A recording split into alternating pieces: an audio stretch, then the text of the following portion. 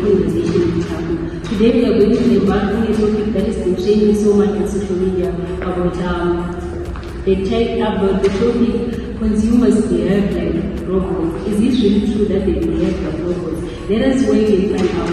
Don't forget to follow and like and subscribe on our channel as we continue with this conversation.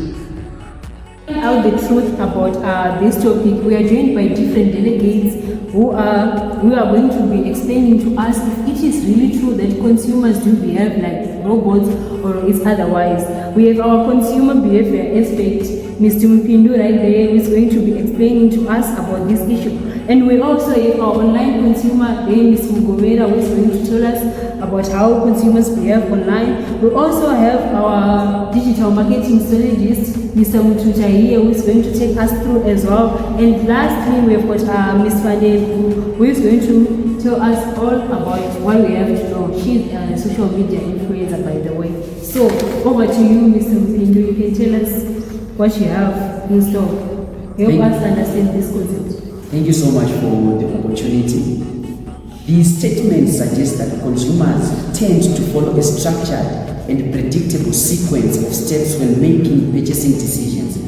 In marketing the theory, this sequence is known as the consumer decision-making model, which explains how individuals move from recognizing a need to ultimately purchasing and evaluating a product. So, the model has 5 stages. The first step is need recognition. The second step is information search. The third step is evaluation of alternatives. The fourth step is purchasing decision. Then the last step is post-purchase behavior. Alright, that's profound indeed. So let's unleash these stages one by one. We are going to ask our online consumer to tell us how does the buying process usually begin with you. Over to you, ma'am. Okay, thank you so much for welcoming me once again. In most cases, the process begins when I realize that I have a problem or unmet need. What do I mean by that? Let me take, for example, like yesterday, I realized that it's now almost winter. I don't have winter boots. That's a problem. And this morning, I realized that I don't have bathing soap. It's also a problem. So in the first step for someone is to realize that you don't have an unmet need. Alright, do you have any comment with that? Exactly. So this stage is called need recognition. And it occurs when a consumer becomes aware of a gap between their current situation and their situation and their desired situation. In digital environments, this recognition can also be triggered by advertisements, social media posts, or a recommendation from friends. Alright, profound. What next to our online? Is there anything that you have to add? Okay. What is the next step after that? I heard that our consumer expert was saying that there are certain stages. So what's the second stage for you as our online consumer? What do you consider next? Okay, as an online consumer, usually what I do is that when I realize that I have an unmet need or I have a problem, what I do, I open my phone, I go on social media, I go on TikTok, I go on Instagram, I open Tistan, I go on Shein, and try to find more about the product that I'm looking for. If I'm looking for winter boots, I have to search winter boots and try to find more information about them. Information search. Okay. After gathering all the information, you as a consumer, what do you do next with that? How do they decide the product to buy? How do you as a consumer decide a certain product to buy after finding enough information about it? That one is quite a controversial issue. In most cases, what I do, after searching more about the product, I compare the alternatives. As I said that today I realized that I couldn't have bathing soap. So what I did, I went on Facebook, then I typed bathing soap. You know, there was quite many brands which were there. There was Jade, there was Geisha, there was Lux. And also I typed about winter boot. Then I also realized I have certain brands which are like, you know, like 3 Rs, the Adidas and stuff. So as an online consumer, what I do, I will choose within the alternatives, trying to find what is affordable to me, the particular product that I'm more into.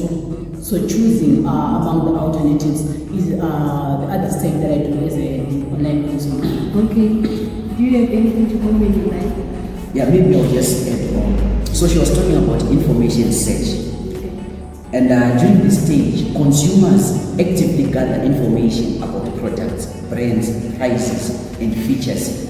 So there are digital platforms which we can use to access products and have a review on them, making also comparisons based on maybe the prices, the quality as well. So you can also use websites to also gather information and social media recommendations.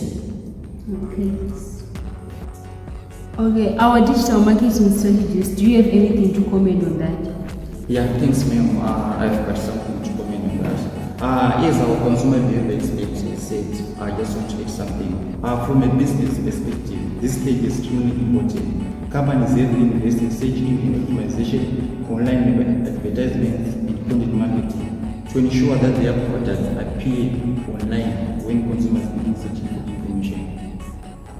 Okay.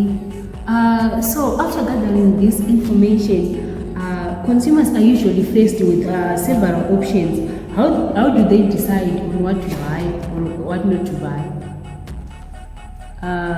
Over to you, ma'am. Like, how do you decide that I want to buy this product or this is the right product that I want? Okay, thank you once again. So when I decide that this is the product that I want to buy, as I have said that I will compare the prices. Normally that is what I do. I like cheap things. So I will compare about my book, whether it is costing $20 or $15, then I will definitely go for the $15 one. Okay. To our consumer behavior experts, what do you suggest people do on this issue? Okay, thank you so much. So this is known as the evaluation of alternative stage, because consumers access multiple options and weigh their advantages and disadvantages before making a decision. Okay. Our social media analysts, do you have anything to comment on this topic? How do consumers end up deciding that this is the product that I'm going to take? Okay, thank you, ma'am. So, as a social media analyst, for me, a social media and influencer analyst, I work in the background of the content which influences how the consumers get to choose the products which they want to buy. Let's take for example, I've been working on this brand, if you know Zara clothing, yeah. I was checking on their social media platforms. It seems as if they are lacking consistency in posting their products, which affects the perspectives of the customers in terms of choosing where to buy from. Let's say, let's look at Shein, comparing with Shein. You know, ads pop up from time to time, whichever music applications, on games, whatever. They are consistent in their business. So it affects as well customers' choices. Okay, so you're saying that they end up buying just because they see this ad for a lot of times or something like that? At times it appears that the brand is dependable. Okay. Yeah. Okay, profound. Let me go ahead and ask, how do consumers end up buying? What happened? What influenced the purchase decision? I will go back to you again, our online consumer. What made you buy a certain product? What made you like to decide this is the product that I'm going to buy? Okay, as I mentioned before that, I will choose between the alternatives. So definitely after comparing the alternatives, after making my own choice, as I may say, I'll just proceed to payment and just decide the product that I want to go for. Okay. To our digital marketing strategies, do you have anything to comment on that? Yeah, in addition to what our online consumer has just said, this stage is referred as purchase decision stage. At this point, business aims to make the purchasing process as simple as convenient as possible by providing secure payment systems, clear product information, and efficient delivery options. Okay, so there is a final stage that has been mentioned earlier by our consumer behavior expert. So I want to understand what happens after purchasing, after you made your certain purchase about what you want to buy. As our social media marketing strategist was saying, I'll go on chain and buy anything. What will happen after you purchase your item? So I want to ask both our online consumer and our consumer behavior expert. Over to you, ma'am. Okay, ma'am. For that, usually what I do after buying something online, as you said, I look at it and try to evaluate, does this product meet my needs, or is under meeting it? I don't know what I can say. So after saying that, normally I can either close it or try to review it, trying to look deep in the product, just like that. Or giving feedbacks to people. Yeah, normally it's for me. I'm into posting, so after buying a product, I usually post it. Okay, profound. Our consumer behavior expert, do you have anything to comment on that? On what do customers do usually after purchasing their items? Okay, so what she was just saying is called post-purchase behavior. Okay. Consumer satisfaction at this stage is crucial because it can influence brand loyalty, repeat purchase, and word of mouth recommendations. That's all I have to say. Okay. This was like a nice discussion. But then, at the end of the day, we want to have an overall conclusion. Do customers really behave like robots as everything that was said? So, I want to come back to you guys to ask, do they really behave like robots, or is it just an assumption that is not true? So, I will ask our consumer behavior expert to comment on that, and also I would like our social media analyst and our digital marketing strategist to comment on this topic. Is it really true or it is not? So I'll start with our consumer behavior expert. What do you have to say with that? Okay, what I have to say is not entirely. Why am I saying this? While the model suggests a logical sequence of stages, like we have illustrated, reward consumers their behavior is often influenced by psychological, emotional, and social factors. Okay. Our social media analyst, do you have anything to comment on this topic? Okay, adding on to what Mr. Mubidu just said, I could give an example whereby, the social media advertising and the influencer recommendations, they can cause impulse buying, impulse purchase, and the customers, they end up skipping some of the stages that make them, that's like, they are not robots, they are not street robots. Oh, so they don't follow a certain Yes, sequence. they don't follow the step by step. Okay. Nice. Our digital marketing strategist, do you have anything to comment? Yeah, something to add on that. It might be public knowledge that consumers act like street robots, but sometimes there are factors that affect the purchase decision making that consumers choose. For example, brand loyalty, peer pressure, and promotional offers can alter the decision making process. So that's what I can get in that part. Okay, so right now I want to understand, how does this model really apply to us in Zimbabwe as Zimbabweans?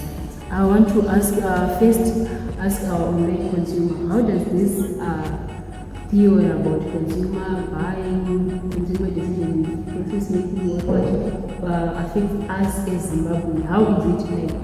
How is it being performed here in Zimbabwe? Thank you. As for me, I'm just an online consumer. I don't know much more about marketing, but what I know is that in Zimbabwe, digital marketing is growing, and we are using it. It's part of us. We cannot let it go. It's part of us. So as for us, we use digital marketing platforms like Instagram, TikTok, Facebook Market. And by the way, I just introduced you that we have a new marketplace in Zimbabwe, which is also called Distan. You subscribe to that also. So as for me, that's what I do. I just buy online. Okay, so is it true that here in Zimbabwe, the most commonly used platform is WhatsApp? How do you have to say that as a consumer? Do you normally use WhatsApp or it is just a rumor that is spreading? Yeah, what I can say that we can say it's true. People are using WhatsApp. The majority is using WhatsApp, but we cannot rely on it for business, for big businesses, for online buying businesses. Okay. So our digital marketing strategies, do you have anything to add on that, on how it is being applicable here in Zimbabwe? Alright, thanks. On that part, I would like to add something about our online consumers just said. In addition to what our online consumers just said, a consumer who wants to buy new clothing may recognize the new need for new clothes, search Instagram boutiques, compare prices and styles, place an order through WhatsApp. Then eventually they will pay using mobile payment methods such as Apple Cash, Inbox, or in something like Inbox. Yeah. Okay. Okay, what a discussion it was. I hope you all enjoyed this profound discussion about a topic if consumers really do behave like robots. But from all this discussion, my own conclusion, I've analyzed that consumers does not really behave like robots because they are not programmed. These robots are pressure from other people and other things that just influence them to buy things, not that it is really sequential. So yeah, nevertheless, the sequence of a model will remain valuable to us because it is used by different businesses and they are using it as an assumption. Thank you for listening.